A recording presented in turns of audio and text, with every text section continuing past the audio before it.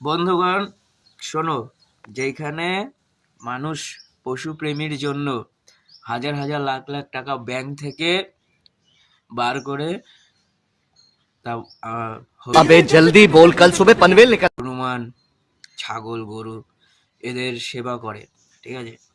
সেইখানে কালকে আমাদের বাড়ি থেকে 500 চিনি নিয়ে গেছে হনুমানে। তখন থেকে আমার মায়ের টেনশন, রাতে ঘুম পর্যন্ত হয় নাই, ঠিক আছে। এখন আমার জিজ্ঞেস করে 500 চিনির দাম কত। হ্যাঁ,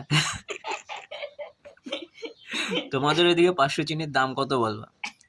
এই দেখো, টেনশনে সকাল দিয়ে খায় নাই, বলে 500 চিনির দাম যতদিন না উঠবে ততক্ষণ আমি খাবো না। তাই জন্য সকাল দিয়ে উঠে কাজ করতেছে।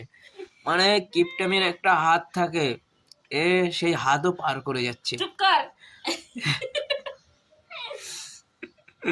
ঠিক আছে, লোকে মানুষে নিজের টাকা, নিজের রক্ত, নিজের কিডনি বিক্রি করে পশু সেবা করে।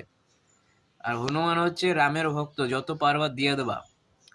সেইটা না কইরা তুমি সকালবেলা উঠছো, সে 5টার সময় উঠা দিয়া ইয়ে করে, বিড়ি বাঁধে। যে 500 চিনের দাম উঠাবে, তারপরে খাবে। এখনো পর্যন্ত কিছু খায় না। দেখো, ও কিন্তু মিথ্যে কথা কইছে। আমি এইটা কি চাতুমতি খাইছি। এখন মিথ্যা কথা বলে তুমি, আমি তো দেখি নাই। আর দেখো, অত বড় ছেলে 500 মুড়ি, তারপরে চানাচুর, গাজর, বিট, বেগনি, এইসব দিয়ে এক গাবলা মাখে তারপরে আমারে খাওয়ায়।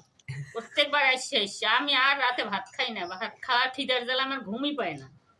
তো রাতের বেলা উঠটা খাবে। এই শীতে ওঠা যায় বয়স্ক মানুষ? ওর খিদা যদি পায় আর হাগা যদি পায়, তাহলে কেউ রক্ষা রাখতে পারে না, ঠিক আছে। ওগুলো ঢপ কথা, মিথ্যা কথা। বলো এবারে হারামজাদা।